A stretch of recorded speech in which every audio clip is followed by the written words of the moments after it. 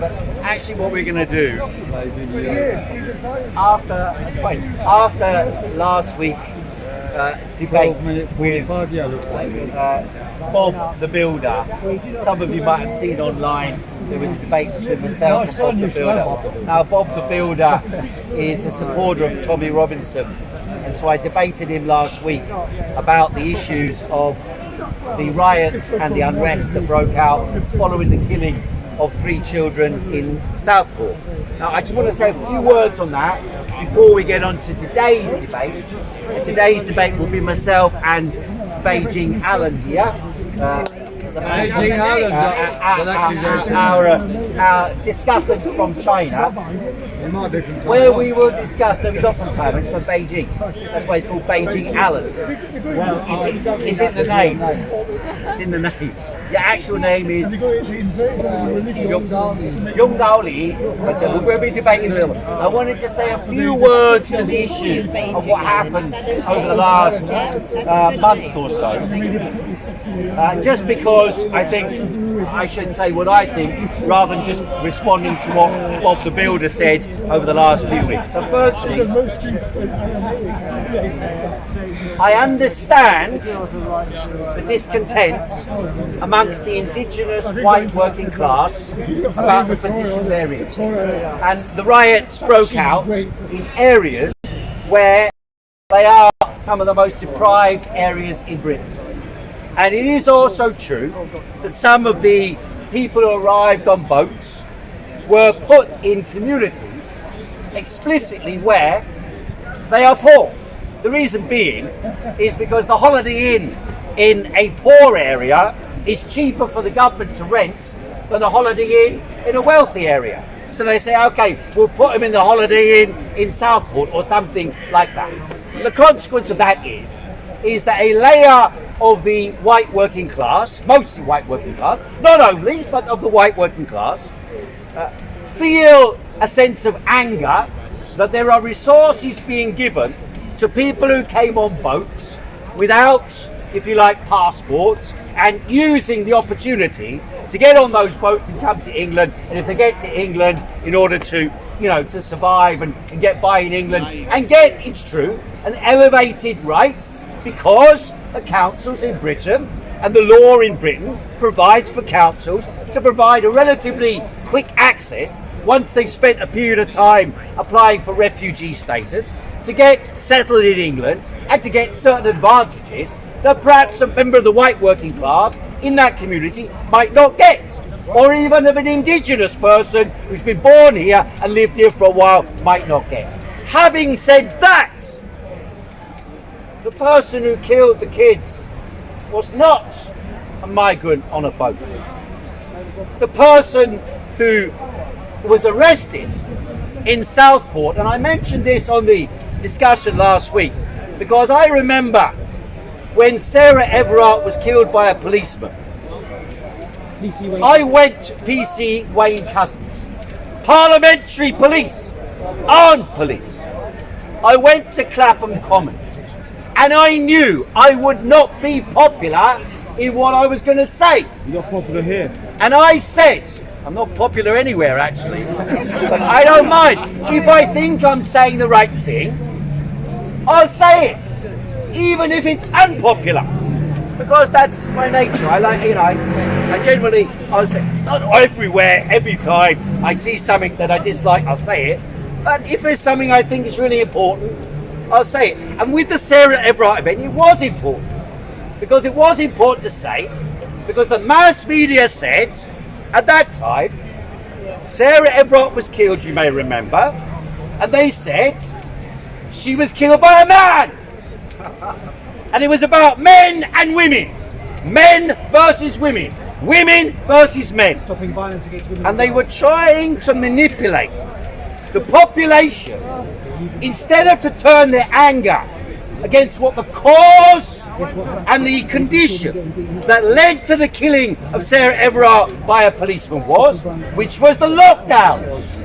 The lockdowns meant that women, or anyone else for that matter, at that time in March 2021 could not walk on the street in more than a group of one. You couldn't walk with more than one person, or you were breaking the law and could be arrested. And it was those regulations, and I said so at the time, that led to that policeman being able to stop her using the excuse of lockdown, to pull her into his car, pull out the gun, take her to the south coast, rape her, murder her, and burn her body. I said that was why she was killed. Nothing to do with men versus women. And the mass media were manipulating the population, trying to manipulate liberal-minded people and the young women who feel threatened, to turn them against men, rather than to turn against the lockdown that was. Can you remember those days? Think back to how it was, how dark it was, how evil the atmosphere was. You were not allowed to leave your home under the excuse of you're going to catch a virus or spread a virus for walking down the street and saying hello to someone. That was what led to her murder. Now people booed me. People accused me. People said, how can you say such a thing when this poor girl was murdered? How can you talk about police murder?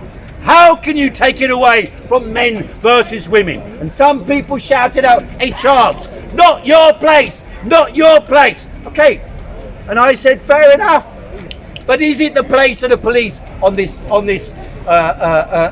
vigil? And second thing I said was, all of you on the vigil are breaking the rules. That's what's brilliant.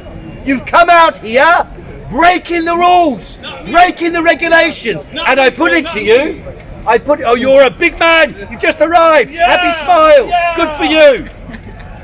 So the fact they were breaking the rules, well, I put it to you, that was one of the key straws, the camel's back of the lockdowns. That event, because everyone looked at it and said, how can the police behave in this way? How did they intervene? You remember all the media were saying what a horror it was. Now, how does that relate to what happened in Southport? There was a vigil for the killing of the children. And some people, at that time, it was the mass media presenting a false presentation of the cause. And this time, it was Tommy Robinson, Andrew Tate, and some of the Tommy Robinson supporters. Danny Tomo, we know him from Speaker's Corner, he used to come down here and try to antagonise the Muslims, turn one against another. And why does this come about? Who are these people? Tommy Robinson, Danny Tomo. Who are the people who support Tommy Robinson? Well, some people have been dragged behind. Some people think, oh, he's standing up against rape gangs. He's standing up against criminals. He's standing up for things that have been concealed. And some things he has exposed do stand up against those type of things concealed by councils. But on the other side, if you ask who the piper is, who's paying the Pied Piper, you ask who that is, you find one of the key financiers of Tommy Robinson is a Zionist by the name of Shilman, paying thousands of pounds to Tommy Robinson. Thousands and thousands of pounds.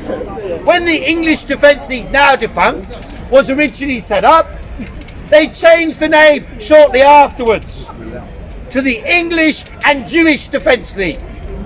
It was an organisation to try to turn the British public against Muslims, to try and sow division in British society against Muslims on behalf of the Zionist lobby in Israel. And by the way, when Tommy Robinson talked, yes, Tommy Robinson did not say the guy was on a boat. He did not say the guy who had killed was a Muslim. But he kept coming on immediately after the murder of those children. He kept coming on and saying, enough is enough, too many on the boats, the Muslims are raping their way through Britain. That was what he was saying. So why is he saying that if there's no connection whatsoever with the killings. Why is he saying that?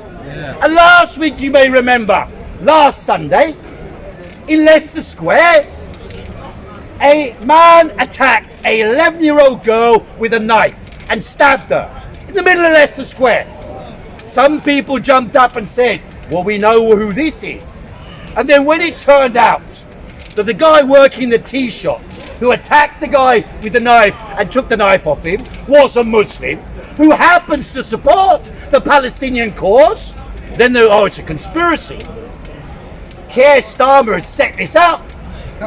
It's a plot by the establishment to turn on Tommy Robinson. It is true that many of the people who've been imprisoned in the last 2 weeks did not deserve prison.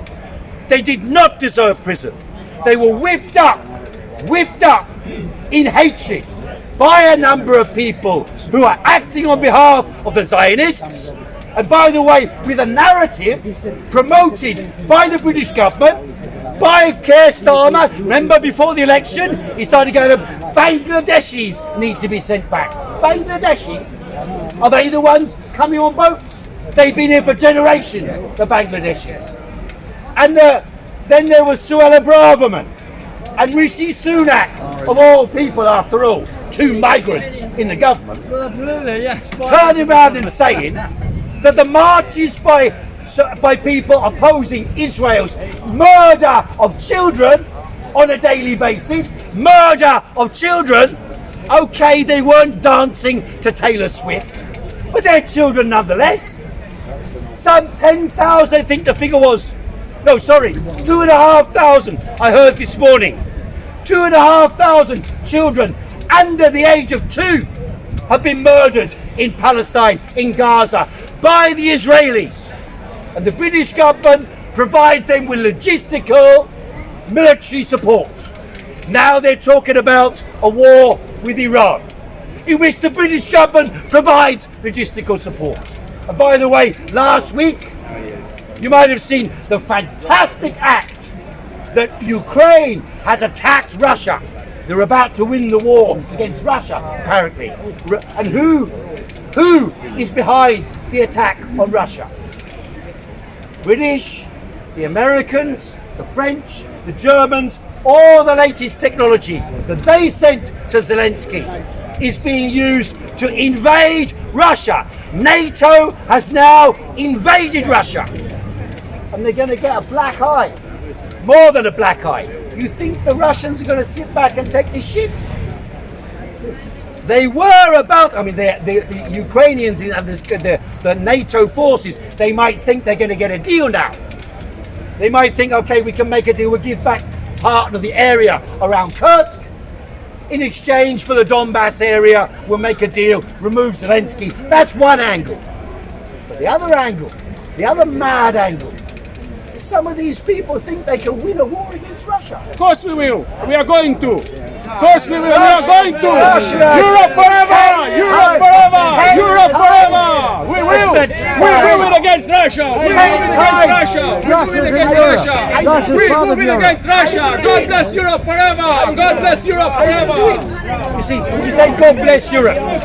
The Germans admitted. The Washington Post We are going to win against Russia. We are going to The win Washington against Post Russia. Not 3 admitted. war. We are going to win against Russia. Not 3 war. No, not 3 war. We don't need to use weapons. We'll show you. We will show you when the time comes. We will show you when the time comes. We'll show you. You know, Russia's a part of Russia's We'll in show Europe. you. We will show you. We will show you. We will show you. Europe will never It's gonna be surrender to Russia against Russia. Europe will never surrender to Russia. Europe will never surrender to China either. You're talking out of your head. You see how stupid the mindset is. How stupid. The idea that Ukraine can win against Russia is for the birds. It's for the birds. The Russian population is vastly bigger than the Ukrainian. The Russian firepower is far bigger than the Ukrainian. There is no way Ukraine can win. Zero possibilities. So what they've done now is if the Russians want to now, they can take Odessa if they want. They can cut Ukraine off from the sea completely. If they want to do so, they can do so now. And they might well think, well, we're justified in doing so now.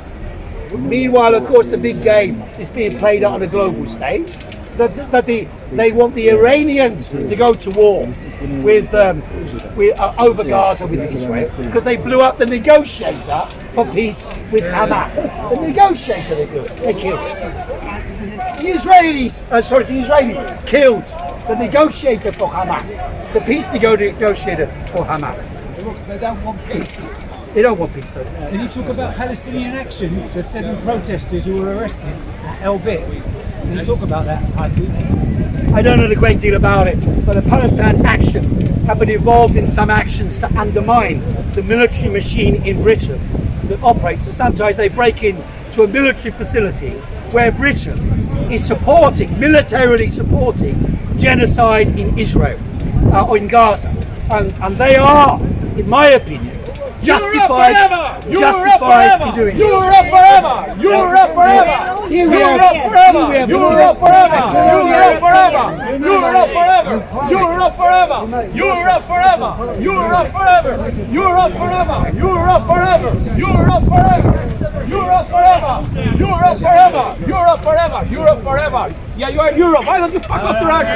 Why don't you fuck off? Why don't you fuck off? Step in, mate. Step in. You can say what he wants. This is about debate.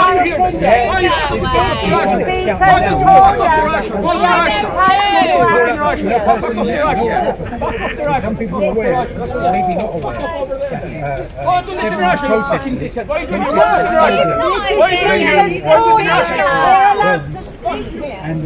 You see, this man imagines this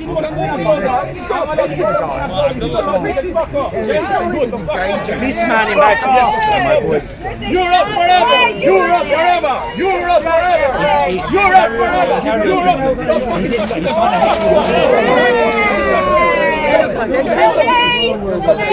Tell the police, where's the police? Get away, man, get away. Get away. He's a Zionist criminal.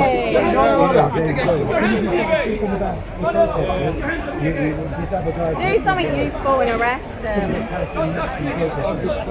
Oh, whatever.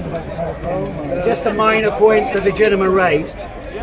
Hold on, wait. Can we have mics between you? He raised the issue of Europe forever. The news in the Washington Post this morning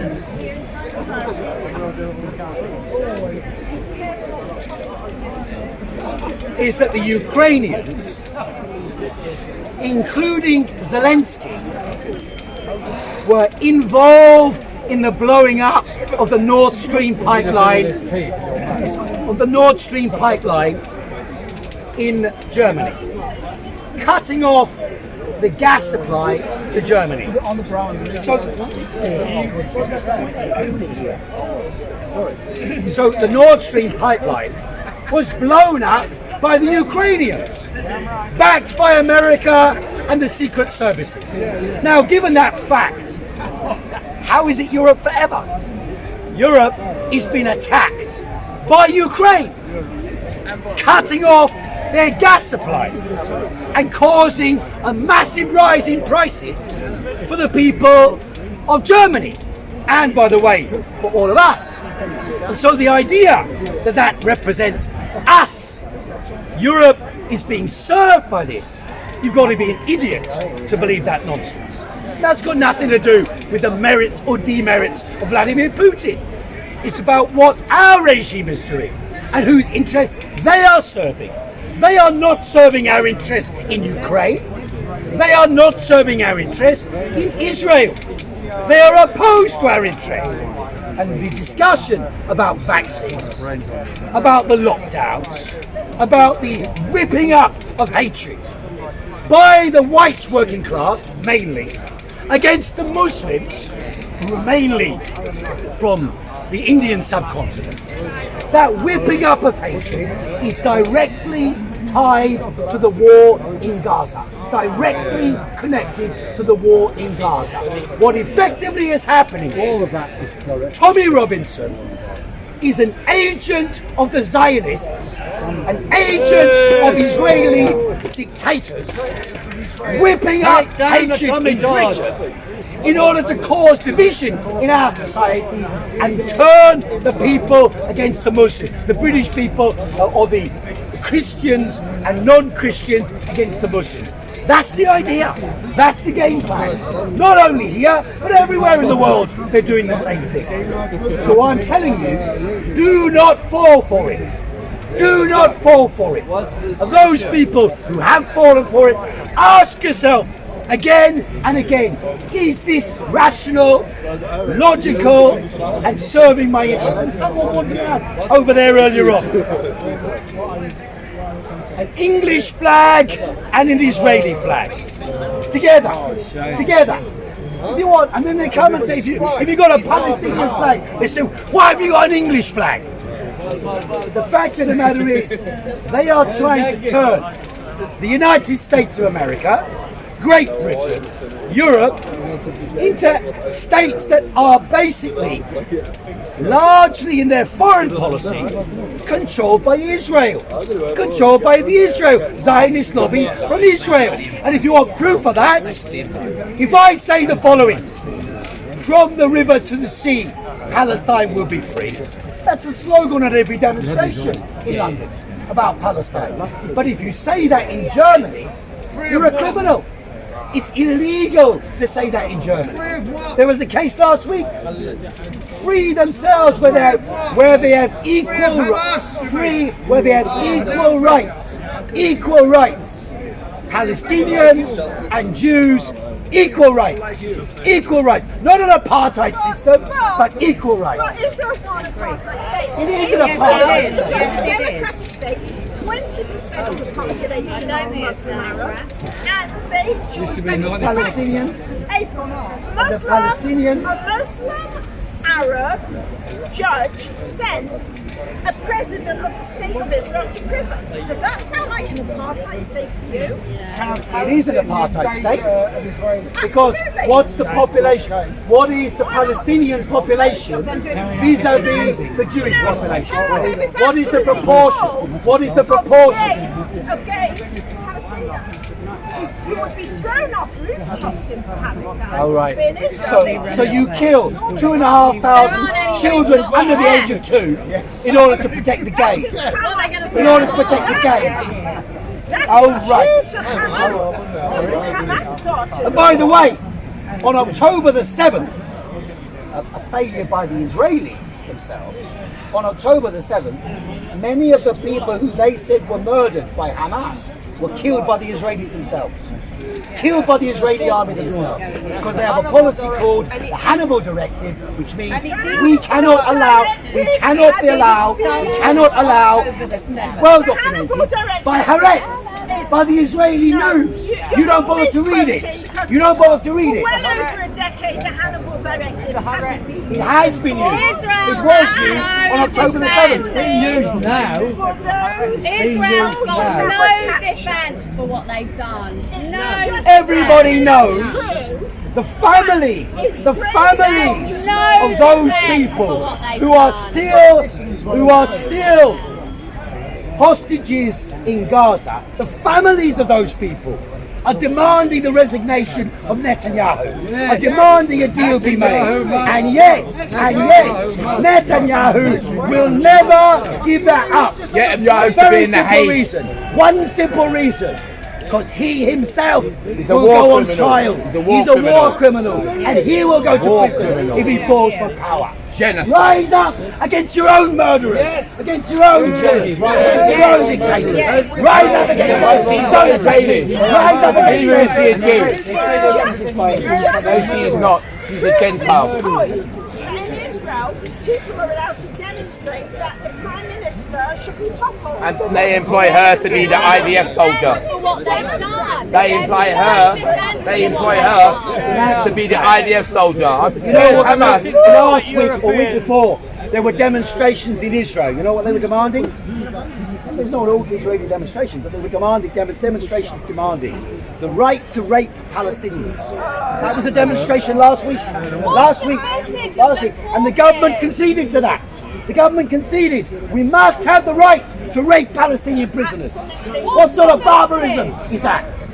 I've heard in the Bible, I've heard in the Torah, I've heard in the Torah that in ancient times they had a policy, an eye for an eye and a tooth for a tooth. How many Palestinian eyes?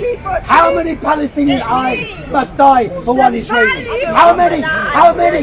75 years of genocide. 75 years of pure genocide. You can't answer. 75 years of pure So that, ladies and gentlemen, genocide. this is the case I'm making. The world is not run in our interest. No, it wasn't. It was given to the fake Israelis by what's his name? To bloody Winston, bloody Churchill. Wasn't given to the world is not run by honest politicians. Hang on, I'm about to close. Thank you very much. Thank you very much. Not designed. Thank you very much. Thank you very much. And where are the Jewish people? Because you're not a Jew. I'm drawing this part of the meeting. You're not a Jew. Thanks very much. Thanks very much for listening. Thanks very much for participating. I'll be up again in a few minutes in the debate with Allan. Give me a few minutes though. My voice is... Anyone different? I don't even know what a Jew looks like. You're an idiot. Anybody defending? You're a Gentile. A Judas. No defense. Reconsider anything trying to defend what is being done to the Palestinians. Why don't you go over there and join him for a line round? Evil. You cannot have any goodness in your heart. Inhumane. This here is a provocateur. Absolute evil. She can say it. She can say it. She can. Yes, you can say her lies, but we know they're all lies. And we know they're all lies. You know, My God is a Zionist. There's no God is a defense. Zionist. No, How is the Jehovah a Zionist? you're an invader. How is Jehovah a Zionist? Tell me how. I'm not talking to you, young man. I'm just a lady. The next debate will be about China. It's not going to happen here because this is going to continue and we're not going to be able to do anything about it. United Nations. The Arabs decided to wage war upon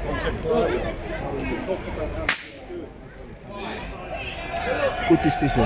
No, nonsense. Good decision. I'm not standing there with No, don't even engage, because what happens is it's going to come over here. No, it's not going to come over here. You watch. That guy, I mean, I know that guy from the previous week. He goes mad, she's going mad, it's going to carry on. There's no benefit to it. Should I cut it off? Should I cut it? Should I cut I it? think the time of power we got here, 79%, is fine. Right. Move even a tiny bit more. I want to go low, so let's walk quite quiet. propaganda.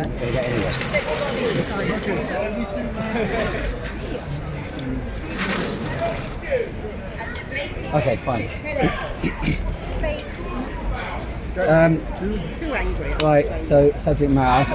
As you can hear, my voice is already going up. You don't want to be next to that, I assume. You don't want to be near that. Yes, No, don't worry about it. we're going to do it here. Okay, hello. Hello. Yes. The idea roughly is that we debate about China. Let's give you 5 minutes at the beginning so I can recover my voice a little Yes. bit. Hear the voice. And then I'll of the reply voice. with 5 minutes and see how that goes. 5 minutes each. Yeah, 5 minutes each, and then we'll do 3 minutes each. And then we'll take questions. So a little bit first of all on general subjects, and then we'll take questions and we can both reply to the questions, yeah? Okay, no Maybe get a problem. minute or two to reply to the questions, yeah? What do you want to talk? Tell us the Chinese Subject joke. matter. What do you want to start with? Yes, I start with a little bit about the UK politics. You know, Okay. I come to this country. It's a short times. I know a little about the UK politics, but from my observation, from my perspective, I think the chaos in other countries that should be recognized. That's my conspiracy theories. This is a new Labour government. maybe the oppositions, the conservative parties, they organize some things. I don't know. I just give you assumptions, my perspective.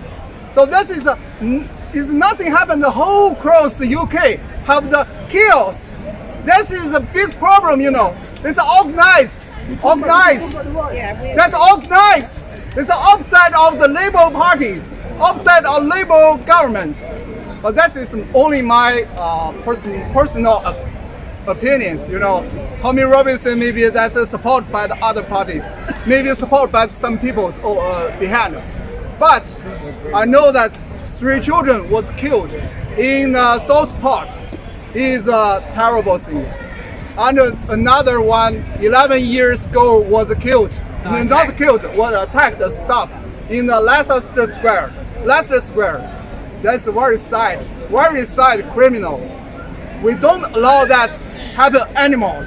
We should protect all the children, protect our families, but do not use do not use the radical manners. Do not do that the rails. You broken the windows. You rob the windows, the shops. You kill the people, hurt the police, conflict with the police. That's not good things. Okay. We should waiting for the result. What's the result? The court, the police will make the investigation. Who makes the crimes? He will get a punishment. Will get the sentence. Go to the jail. Okay. We should do the peaceful protest. Do not do that the violence. Violence will hurt yourself. Violence will hurt yourself. Yes. Okay. Right? Yes. We should support the peaceful protections. Protect, not violence. Okay. Another thing I'll talk about the Ukraine wars. The 2 weeks before I talk about that stuff. Ukraine war is proxy wars, right? And Gaza land is a gift to the Israel. Israel is the middleman to mediate between the China and the United States, right? But now, Ukraine, Zelensky, Ukraine government, they do not accept peaceful agreement. They do the very dangerous game. They attack Russia's land. That's a dangerous game, you know. From the history, the Napoleon in the 19th centuries, Napoleon attacked Russia, failed. The Second World War, the German attacked Russia, attacked the Soviet Union, failed. That's not easy, you know. Russia is a huge country, 17 million square kilometers. You attack a little of the land, it doesn't matter, you know. But Zelensky, the government won't demonstrate they can win. That's a dangerous games, you know. Russia, they have the nuclear weapons. They threat many times that if our land or territory gets attacked, we can use the nuclear weapons to attack other countries. That's very dangerous game. But I think that 2 groups, China, Russia, Iran groups fight with the United States lead NATO groups. They try to negotiate peace agreement. The Israel is a middleman. They are mediate between the United States and China and Russia. Yes, but I think the Ukraine government, they don't want to accept the Eastern Ukraine annexed by the Russia. They want to demonstrate they can win the wars. So they attack the Russia's areas, the Russia's cities. That's not easy. If you want to win Russia, it's not easy. You know, Russia spent 400 or 500 years to expand whole Eurasia, from Europe to Asia, right? It's the biggest countries in the world. anyhow, if they go to the peace, that's we hope. That's we hope. Okay. Okay, I'll finish that. I talk about the China. Yes. Right, now we got we talk subject about the matter. China. Yeah. Starting subject matter. Yeah. Okay. Just talk about the China. The communist China is. I make a statement. Yes. I'm not support Chinese government. The communist Chinese government. You know, communist, but.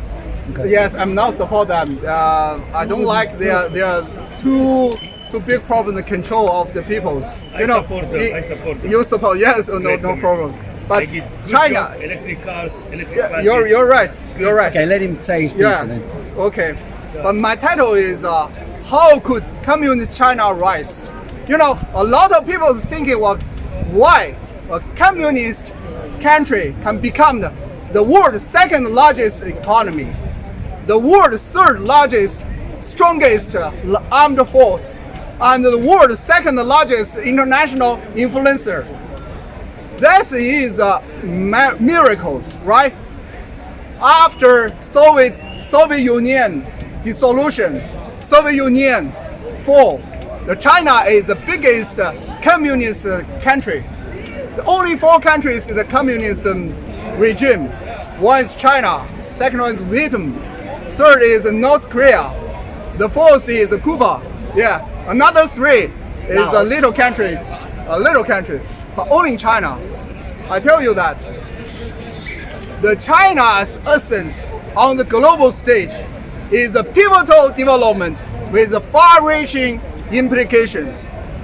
It's 5,000 years of continuous and brilliant civilization, the world's largest educated labor force and vast territory, make it with significant geopolitical importance.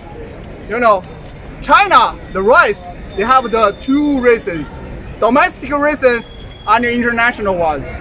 Domestic is, first one is 5,000 civilization, very good culture and traditional.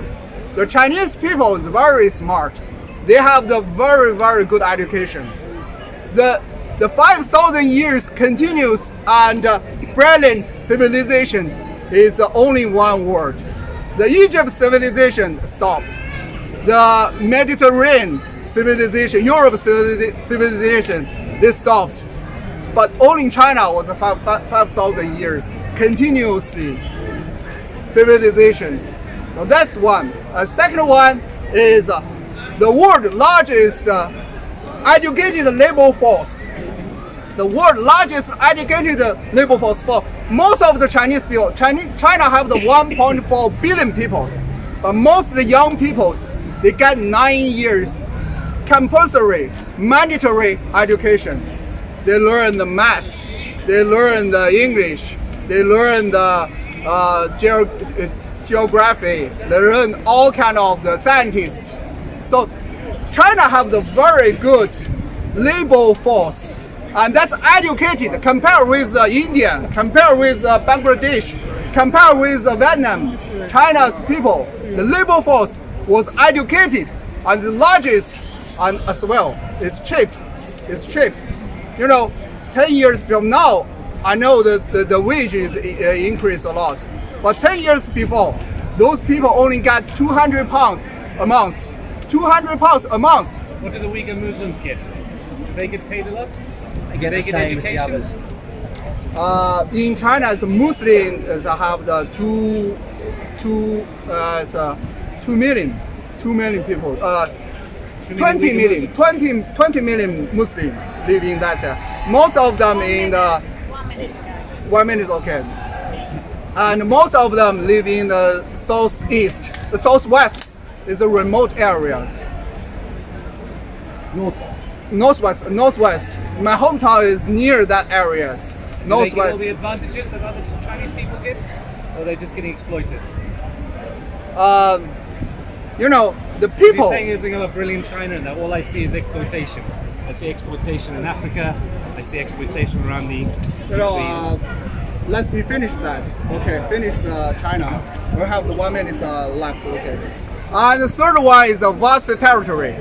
China have the 9 million square kilometers territory. It's a very big one. And they have the very rich of the minerals, rich of the oil and gas. As well, you know that China do not have a lot of the oil and gas, but it's they have the enough.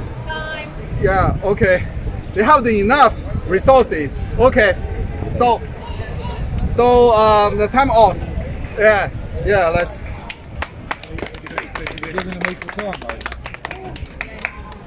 So the question at stake seems to be, what is the reason for China's rise?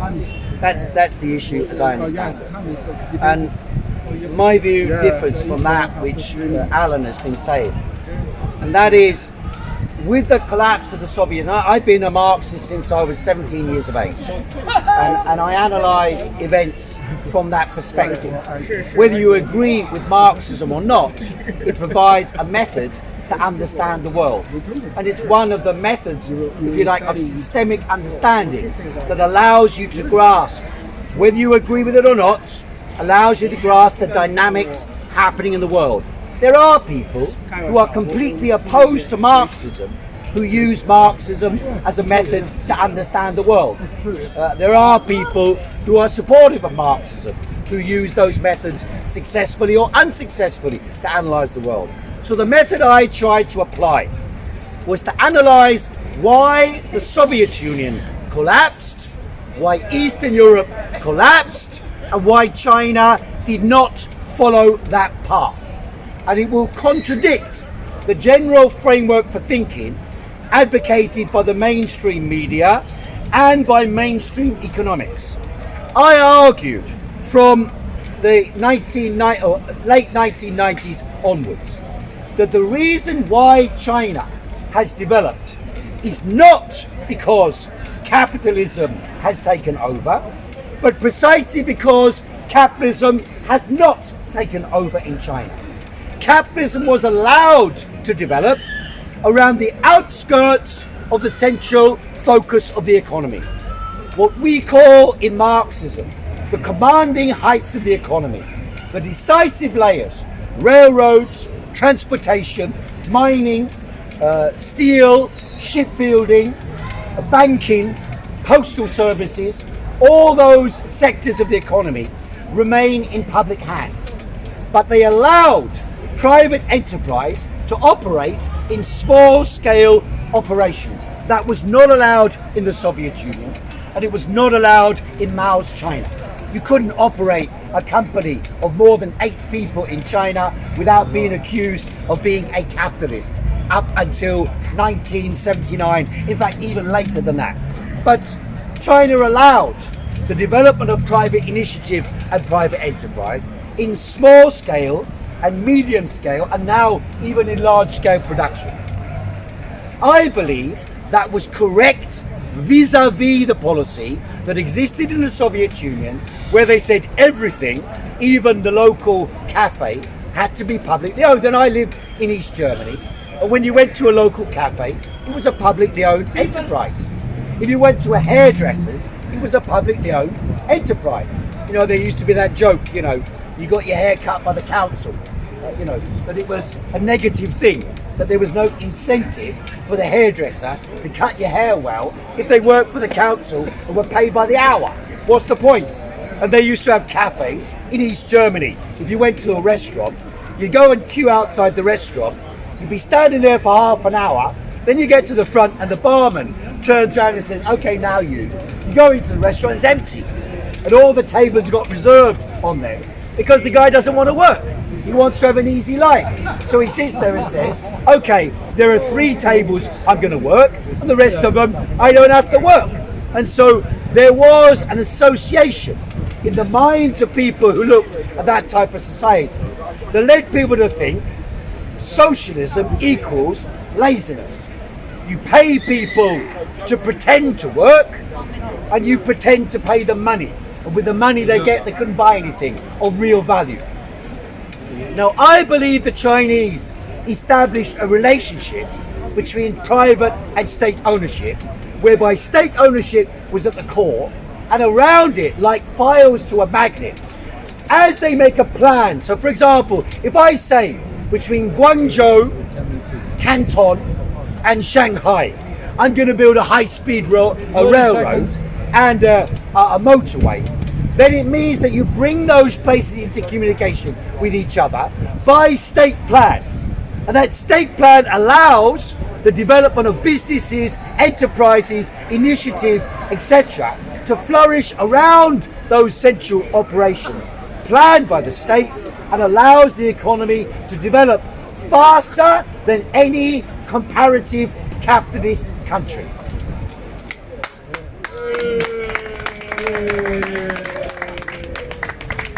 Okay. Yeah. I talk about 3A. yeah, 3A. 3. Okay. Do you want to reply to that or Reply for the Heiko side is that capitalism do not take over China economy. So I will talk about the international reasons. Why China rise? Because of the international reasons. China rise because of the China was founded with the support from the Soviet Union, Soviet bloc in 1949. After Second World War. Right? But communist China later diverged from its Soviet allies and reached reconciliation, political reconciliation with the United States in 1970s, right? And this reconciliation paved the way for China's integration into Western economy system. This reconciliation provides access to China for the international market, for the foreign investment, for the advanced technology, for the management practice, efficient management practice. You know, when I was in China in the 1980s, 40 years before, China was a poor country. Broke country. The poor countries, you know, they have the planning economic system like Soviet Union. They're planning everything. You don't have too much money. And I remember my parents, their salary in the 1980s, £5 a month. £5 a month. But if you get £5, you cannot buy anything. They have the ration system. They allocate everything: food, clothes, shoes, soap. Everything was allocated to each families. But the good thing is, most of the family, they are relatively equal. They don't have the two rich people. They don't have the two poor people. They are similar. But some people they get a little bit richer because they have the different backgrounds. You know, they work for the government. They get more ration the coupons. Yeah, we are debating. We take the we take some questions later. Yeah. So in that times, China have the big problem. The people cannot feed them the family. The children was get starved. They're hungry. They don't have. In my children, the 30 years before, the 40 years before, like only in the Spring Festival, New Year, we can only get the new clothes, new shoes, nothing more. Whole year, nothing more. So why did I come to the conclusions I was drawing? So in 1961, when the Berlin Wall was built, at that time, you could move freely from East to West Germany. There was no restriction whatsoever in movement. And at that time, the technological gap between East Germany and West Germany was about 1 year in television technology, in radio technology, in industrial technology. But when the Berlin Wall was built, a division broke out, much larger division, between the wealthiest capitalist countries and the technology that they had and the technologies in the Soviet bloc. It's true that there were some sectors of the economy in which the Soviets surpassed the West. Some areas of space technology in particular, but also in some industrial technologies. But the question then occurred in 1989 to me. I lived in East Berlin in 1989.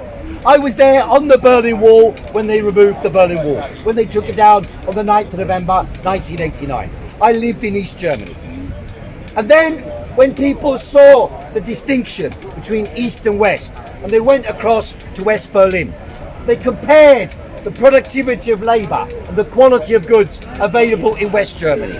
And they said, we prefer West Germany because they've got goods, they've got services, they've got commodities that we don't have. The peculiarity of it was this: many of the commodities that they had in West Berlin and they didn't have in East Berlin were produced in China or were produced in Vietnam. Some in Hong Kong, but there were many produced in China. I used to go to West Berlin to buy ingredients from shops in West Berlin to make Chinese food in East Berlin, even though East Berlin was a brother country of China. So how was this possible? It was because they did not allow private enterprise to operate at the periphery of the economy or at the sidelines of the economy. Now, you mentioned about the Soviet Union and the model that was established in the Soviet Union. In actual fact, that model was first established in 1928 to 1931 in the Soviet Union.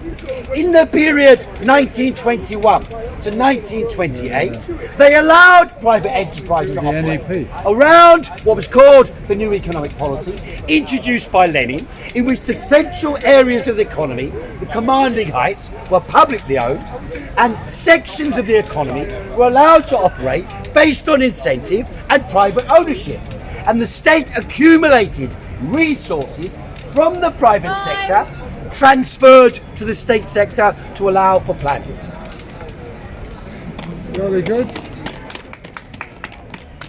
So, Heiko talked about the Soviet Union. You know, China, as the beginning of the foundation, from 1950 to 1959, 1960s, the Soviet Union introduced and have a lot of the aids, the support from Soviet Union. The Soviet Union helped China set up the completely industry systems. But that industry system doesn't work for a long time. Until 1980, 1990, 1985, the country is still poor. I talk about that. What's coming from outside of China make China become the second largest economy. That's a four. One is a foreign investment. Second one is the international market. Third one is advanced technology. Fourth one is efficient management practice. You need that four things to make China economic take off. In the past 40 years, every year, their GDP grows two digit for the last 40 years, last 30 years. That's a miracle. That's a miracle. I used to work for the international companies. I work for the American companies. Starbucks. I work for the German company. Starbucks. I work for the, yes, not Starbucks, for the Switzerland companies. Those companies invest a lot of money in China. But before that, China is a poor country. The Heiko side, the capitalists do not take over China, but capitalists become a part of China. Capitalists help China a lot. The foreign investment, most of it come from the United States. UK. United States is the biggest investor for the foreign investment from China, but most of them come through in Hong Kong.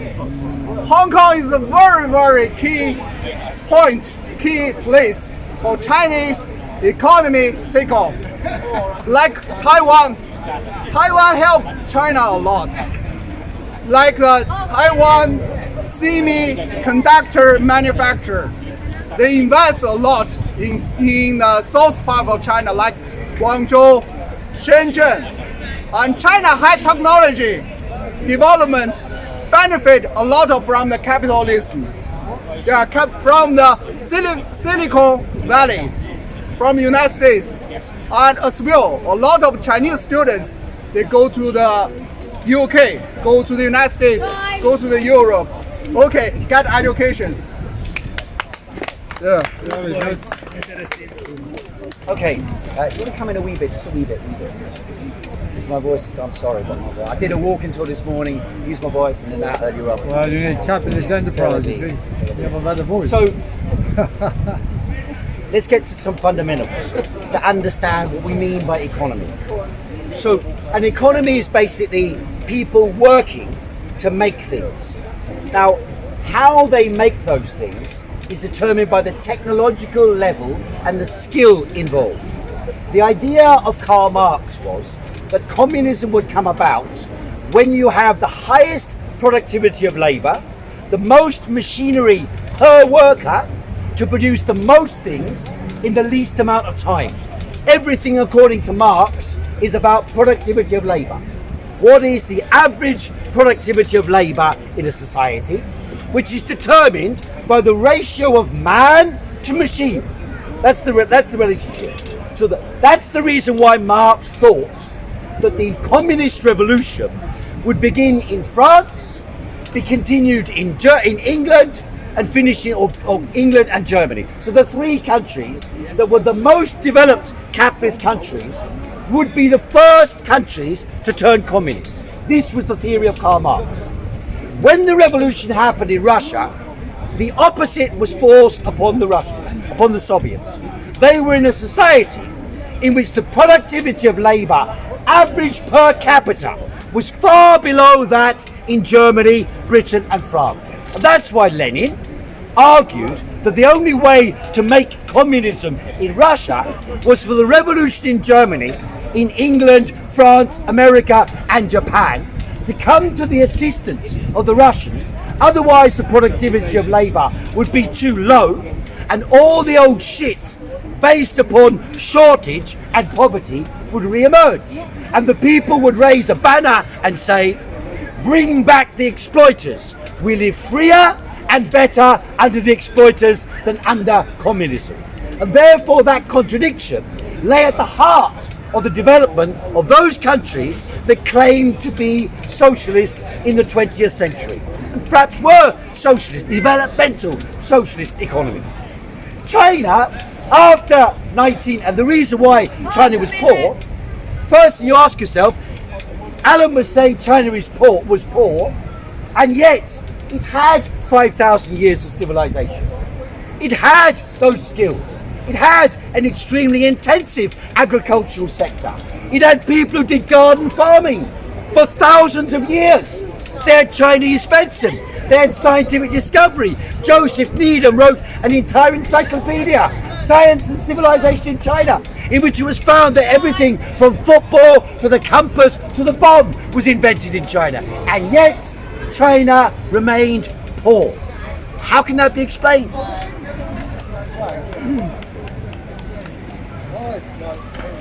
From my perspective, the communism and the socialism economy system doesn't work.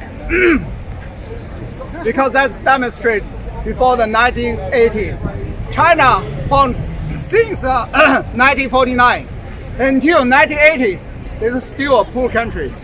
But after 1980s, they introduce the capitalism marketing system. Yeah, sorry. Same problem as me. That's not easy, you know. You keep talk for a long time. And when I was in the United States, you know, I go to Walmart, I go to the Target. There's a major and the several major the grocery and the supermarket. Most of them the commodity, most of the goods is made in China. The China become the world plant, the world manufacturers. They produce is not only for China. It's for the whole the world. You go to the United States. I've been in the UK for several times. The UK, I found a lot of the clothes was made in Bangladesh, made in India. But if you go to the United States, most of the shoes, all the clothes is made in China, right? That demonstrates China have the very tight economic and business connection with the whole world. I don't know. If not, we don't have the international market, the China economy cannot like the second largest world economy. It cannot be that, right? And foreign investment, you know, in 20 years before, 15 years before, I worked for the American companies. American company invested $4 million US dollars to set up the world's largest and world advanced bearing manufacturer in China. And they closed the plant in the United States. You know, they closed the plant in the United States. The American people protested that they lost their job because they have the new plant in China. So they closed the plant, and the people lost their job in the United States. So that's why Trump said they bring the industry back to United States. Why they invest so many money in China? But it's close. The label is cheap, and raw materials is cheap. So the American people is not happy. Like Trump is don't like. Is not happy. Okay. Okay. Oh, it's perfect timing, that one. Oh, okay. So get extra marks for good timing. If an economy is backward, if the technological level per person is low, how do you reach the level? Let's say if the level of Germany is this much machinery per worker, and the level in Russia or China is this much per worker, how do you get the capital, the machinery, to reach the level of Germany? This was the central problem of every attempt to establish socialism in the 20th century and up until today. That was the central question. In all the relatively less developed countries, that was the question. So, the question first came, where are the resources going to come from in a country that's relatively backward in order to provide the capital to invest in the machinery to raise the productivity of labour? That's the question. So where does it come from? So it comes from the transfer of wealth from the countryside to the city. You exploit the countryside. Now this is nothing new. It happened under the development of capitalism. Not only do you exploit the countryside, and how do you do the what does it mean, exploit the countryside? It means for 1 hour of work of a worker in a factory producing ladders, you produce a value equal to X amount of wealth, so 10 times X. And then you go to the countryside and someone's digging the ground with a hoe and they're breaking their back all day, and you exchange in relation for 1 hour's work in a factory a ladder that is exchanged for someone who's working for 50 hours in the countryside. So we extract 50 hours of labour in exchange for 1 hour of labour. That's how a country transfers resources from the countryside to the city in every country of the world in development. That's how Africa, that's how India, that's how South America operates to this day. That's how England developed. We moved from the countryside to the city.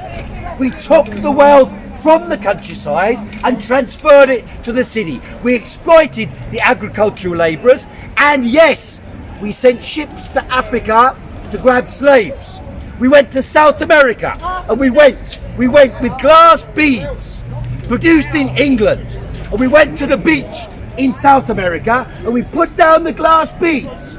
Half an hour's labour, and the natives came and they said, I've never seen a colourful glass bead before. And they brought them their gold, huge swathes of gold, hundreds or thousands of hours of labour in exchange for half an hour. That is what is called, in Marxist terminology, the primitive accumulation of capital. That is where the wealth of the capitalists came from, the original sin of the origin of capital. And that will then follow, I'll explain about how a socialist economy applies the same thing. Let's overrun that one. Okay. Mark, again. Only just. From my perspective, the socialism and communism, the economy system doesn't work. It doesn't work. You know, why it doesn't work? I learned them both. I learned from the school, the communist economy system and the capitalism economic market orientation, the theories. I think that the socialism and communism economy system doesn't work. Doesn't work. That's why Soviet Union collapsed. Because of what? Yeah, because that system is no, they forbidden, they ban the creative and innovative, the no competitions, the very rigid, very the ration system. Ration system is every family. They get the similar upon ration system. They produce, they planning everything. They planning how many grain, how many food produce, how many clothes produce, how many glasses produce, how many your shoes produce, and they allocate them to each families. No competitions, no creative, no innovative. Everyone wear the same clothes. Everyone wear same shoes. You think that is funny, It's not easy to discriminate people from the woman and man wear the same clothes. That is not easy. Okay. What time are we on? Yeah. What's time? You want to pause on that? Nearly a minute. Yeah, nearly a minute. Only a minute to go. You want to do 2 minutes now? Yeah, 2 minutes now. Because of the voice. Yeah. It's not easy. Okay, we'll take questions after these. After this, one more round each, and we'll take questions. Yeah. Okay. 2 minutes. So, the issue I raised was this: how do you develop an economy that is relatively backward and that wants to establish the development of the economy? You have to raise the productivity of labour, but you don't have the capital. So you have to get the capital from somewhere. Capitalism acquired that capital by plundering the countryside and by robbing the less developed countries through imperialism, through the unequal exchange of goods, both internally and externally. That's the methodology of the development of capitalism. Now, many capitalist countries, India, don't forget, had a very advanced civilization and a very old civilization, very similar to China in many ways, and yet it went backwards. China had the most developed economy in the world up until 1820, but it went backwards as capitalism encroached on China. And it was because of that step backward in China, 150 years of humiliation, as the Chinese call it, that the revolution happened. Now that revolution said, we will extricate China from the control of imperialism and we will raise the productivity of labour. But because they did not have high capital intensity per worker, they had to get the resources. Where were they going to get the resources from? Well, it's true that since 1979 they have got resources from foreign capital, and I agree with that. That was a positive factor and it did develop the economy. But other countries have got foreign investment as well, and they went backwards instead of going forwards. So why did China differ in that pattern from India, Africa, South America, Southeast Asia? Why did China develop when foreign capital came in, when the other countries went backwards when foreign capital came in? It is because they maintained an iron grip over the banks, the big industries, the decisive layers of the economy, and so they could assimilate resources and use them for development. I just make short summaries, I lost my voice. Okay. And there is a big problem, China have the largest, second largest economy, but their political system is still the capitalism. they have the contradictions, they have the conflict between the economic system and the political system. So that is how to solve this problem. You know, That's the next question. how can solve the problem? You know, I know that China allow the private business, but that's a lie. You know, Chinese governments take control the army and the police. That's the police state. That's the police countries. You earn your money. You know Jack Ma is the richest people in China. They have the maybe 20 billion US dollar a pounds in the bank account, but nothing happens. You cannot take the money away. The Chinese police, they will kill you. You take your life. You have so much money, but you don't have your life. You'll be killed. Why you earn so much money? The money was in your bank account, not on your hand. You cannot transfer the money to the outside of China, to the United States. That's impossible. A lot of people, they have the very rich, but the private business in China is fake. It's fake. The most of them is state-owned, because you cannot. If you go outside of China with your money, you cannot alive. You cannot alive. You know, that's not easy. Yeah. Okay, well, the actual argument has shifted a little bit, hasn't it? Because now Allan is saying that the private sector doesn't really exist. I don't agree with that. It does exist, but it's controlled. In other words, what I've been arguing is the following. Not really about the political regime, but about the economic regime of development.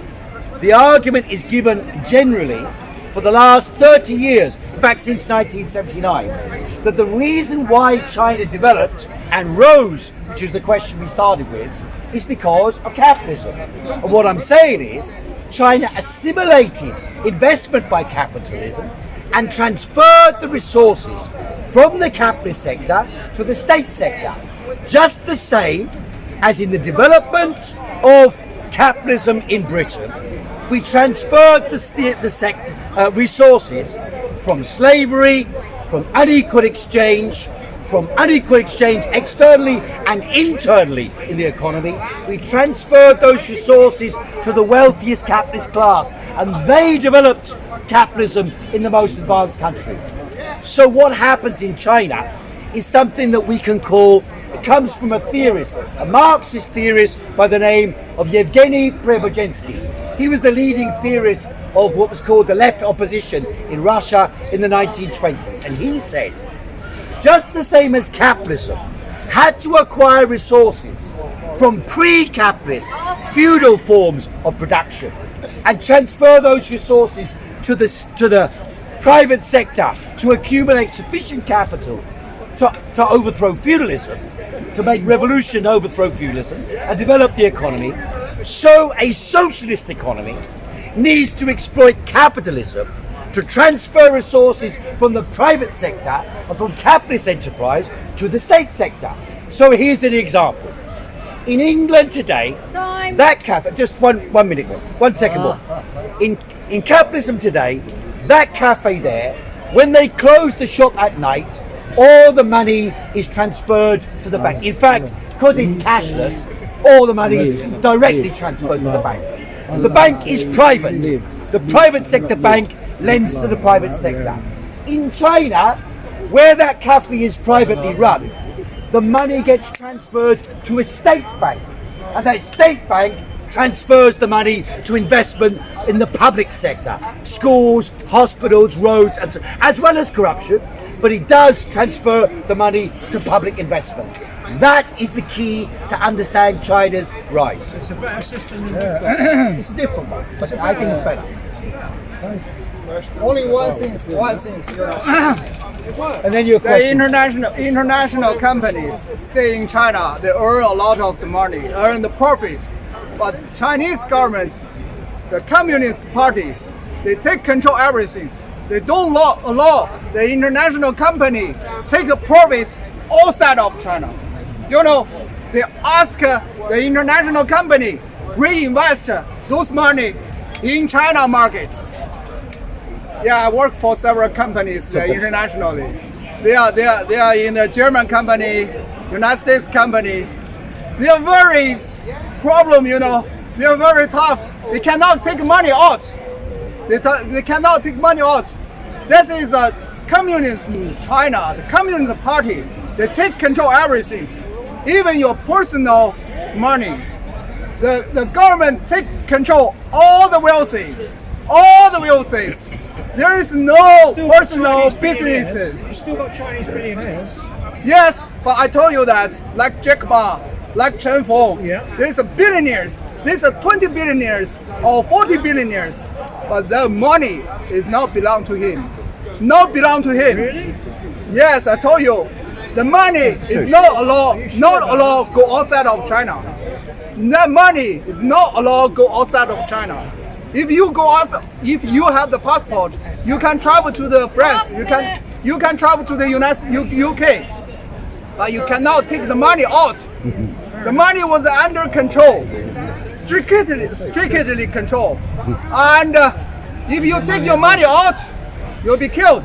Well, you'll be not. You'll be killed. That's only for So how does China? Yeah. So how do Chinese billionaires trade around the world? The international company cannot take the money outside. No. They ask them Like reinvestment. iPhone, they make it there, but they pay money for China. They're not investing their money there. Of course they Okay. The not iPhone, you know, investing their money there. how much money? The timeout. Yeah.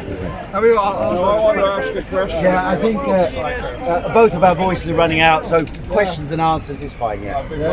Yes, you have been waiting in no time. That's not 100% true what he's saying. Like, billionaires trade in and around the world. That's true. But Yes. in essence, what he's saying is correct. Yeah, That it's a the money's biased view, there, it's a narrow but view. they don't allow them to take that money out. That's true. Yeah, but that's a narrow Until view. I don't know. That's I a don't think that's No, true. I think- but don't allow them to transfer the money, Yeah, okay. which is what I was saying. Yeah, but in other big words, they're businessman- exploiting the capitalists. Yes, big Right? businessman. That's what I was saying. Excuse me. Sorry. Hang on. In first. Could be deemed controversial, but I'll put it to you. I know you've lived in China, you've lectured in China, you were in Tiananmen Square when that furore broke out. I know all about that. But can you, with the best will in the world, put a spin on it if you like, and I've never been able to resolve this question. Did Mao Zedong murder 45 million people? No, that's not true. Well, what did he do? Did he move them, transport them, and they died of natural causes? Firstly, nobody, except for the most mad fringe, argues that 45 million people died in China under Mao. I've seen it written Nobody in a book by a civil rights I mean, there are, as I said, but except for the fringe. I don't think Except it's for the bad. fringe. I'll bring you the book. I don't think it's There are bad. many books about all sorts of. I'm saying, except for the fringe, nobody really argues that. You know, Now, the my point, great however, is support- this. The point, however, is this. In order to develop an economy that is backward, you have to transfer resources from the countryside to the city. And in doing so, if you want to rapidly develop the economy, you're going to take more resources from the countryside than is tolerable. And in some circumstances, that will lead to starvation. That's perfectly true. That was the case, for example, in West Bengal in the Second World War, when the British wanted food from West Bengal, they exported from West Bengal, and 3 million people died in India. Right? The British don't scream about 3 million dead in India, but that's what happened. There are different estimates for the number who died as a result of the Great Leap Forward and the consequences of the attempt to industrialise in a very short period of time.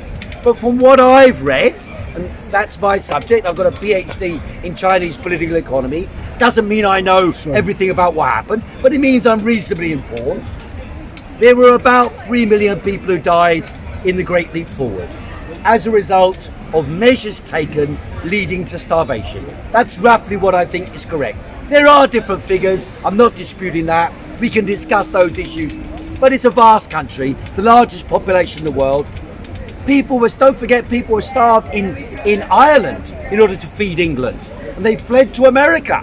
millions died in Ireland, and there were only a small population in Ireland. So, contextualizing understanding is important to grasp what we're talking about. The global economic development of countries. The development of countries to reach a point where they could live when they were relatively backward with a low productivity of labour. That's always going to be a problem. It remains the central problem in Africa, in India, and in large parts of Southeast Asia and South America even. It remains the same question. Why do the people not raise their livings? Why did South America, Brazil is a technologically advanced country. It's an educated population. It's a huge population. They got vast natural resources. They were extremely wealthy at the beginning of the 20th century, and yet,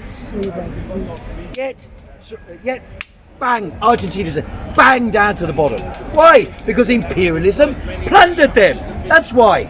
And by the way, that's the reason why Russia has become the way it has.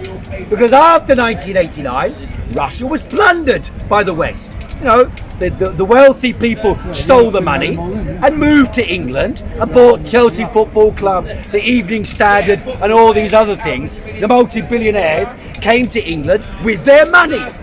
And the Chinese are basically saying, you're not going to do that, right? You're not going to do that. And those who do that, by the way, some people, he's agreeing, you can't do that. They can't do that in China. And it is true. And those who do run away and do those type of things, some of them are involved in the Hong Kong rebellions. Some of them are involved in the Falun Gong.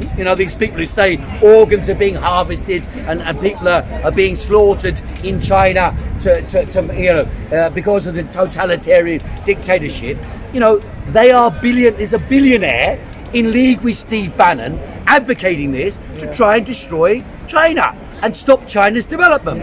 I think China's development is a positive phenomenon because it gives an opportunity for people elsewhere in the world to look, there is an alternative to being under the yoke of the United States of America. How many BMWs circulate? It's a big market. There's a lot.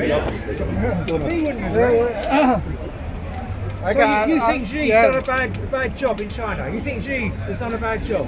Xi. He's done a good job. Good or bad, I don't know. But based on the previous 30 years development. Exactly. Before that, China was hell before he took over. You didn't take no. He take the power from 2013. It's not from 2000. It's not for a long time ago. But that's I answer your questions. The wealthy in China is totally controlled. Totally under control. Yeah, of course. No billionaires can take the money out of the China's. And even, I tell you that. So how do billionaires trade around the world? How do they trade around the world? How do billionaires trade around the world? They can travel. They can travel. Right. But they have the personal assistance. That comes from the National Security Bureau. When they travel, they have the team. The team is a National Security Bureau. So money does go out of the country. When you say cannot travel freely. When you say capitalism helped China, you're against his opinion. Sorry. You claim that capitalism helped China. Yes. But capitalism failed in the West. Capitalism failed in Europe and America. How it can help China? It's no field. The capitalist, even the capitalist who raised the capitalist is an economic system, but political system you says is a field. It's no field. It's no field. System in the So West why is is failing. bad? No Why industries, is bad, no production. I think that's good way to control the economy. Not bankruptcy. Like if you go to Egypt now, when 4 years ago I went to Egypt, the pound is 10 Egyptian money. And now 30. So that means people are taking the money and not invested in their country. So that's I side is not the fake if, to have if the China private business. It will destroy their economy. It will destroy their China have the very strong secret service. Very strong secret service. Very strong secret service. Actually, the China already realized the communists. They totally control all the wealthies. The money is not belong to you. You only take what you need. You don't take what you want, what you own. No, some people is very rich, but that's fake. So It is a personal. It's not free. They cannot free travel. They cannot free travel. They can go to the France, but they make the application in advance. They cannot take that money. So you've got a capitalist with loads of money in America, so they can invest in China, and their investment is managed by the Communist Party system. Is that what you're saying? Yes. But then they do take profit out of it. They do not. They do not allow you to take. No, the American a little. Well, but okay. if you want to take a lot of money, what go back to proportion of the capital value of China is owned by people from outside, like America? I think. And would you call that system state capitalism? Because it's a capitalism maybe being run by a communist state system. It is, yeah, And exactly. it's not the same as what Russia was. No. So people have called it state capitalism. That Do you system controls would the you accept Chinese that as a people, yeah. description or not? I'm not sure. It is, yeah, How he exactly. describes the system. that system And it like works. this, And it you know, the foreign investment come to China. That is from United States, from UK, and they generate the profit in So what China. proportion is, a lot of it is owned Yeah. by the West. Owned by the West, owned by the China investment company.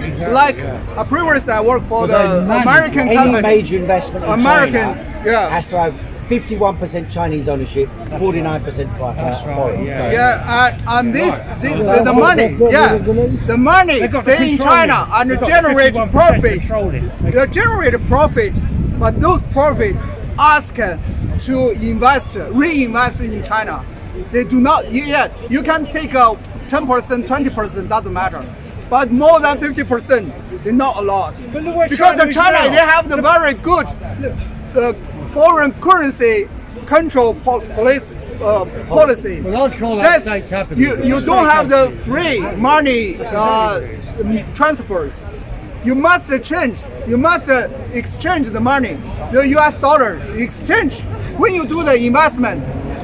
1 million, 2 billion, 1 billion, 2 billion. You must exchange it into the Chinese currency and invest in Chinese the market. Yeah, what's wrong and with if that? you take away, Why is that bad? you must exchange for the foreign They have to control currencies. their economy. Yes. Why is that Question. What's wrong with that? What's wrong with that? They have to control their economy. Exactly. If they allow people to take their money out, the Chinese currency will be nothing like toilet rolls. That Am I right? that's not a fire. No, not fire. It's not fire. I think You take excuse control me. everything is I think- wrong. I think you are That takes exaggerating. I think you are exaggerating. It is exactly. Yeah. I'm saying How many no people problem. has Xi I taken don't out of know. poverty? No, How sorry. many? You How know. many people has Xi taken out of poverty? Millions of people have been taken out of poverty by this system that Xi has created. I support Millions China have for taken that. out. You're smiling like you it's can not support true. China. Don't Yeah. worry. You know it's true. I will allow you to support China. Allow you to support You're China. No exaggerating the problem. situation. Yeah. I don't I'll allow you to support I China. don't think you have Okay. that. No problem. To be continued another time, I think. Yeah. Yeah. That's Okay. very nice. Okay. To be continued another time. Yeah. Thanks for both of our voices have gone. So at least it's not just me. So see you next week. Yes. No. Yeah. You got that.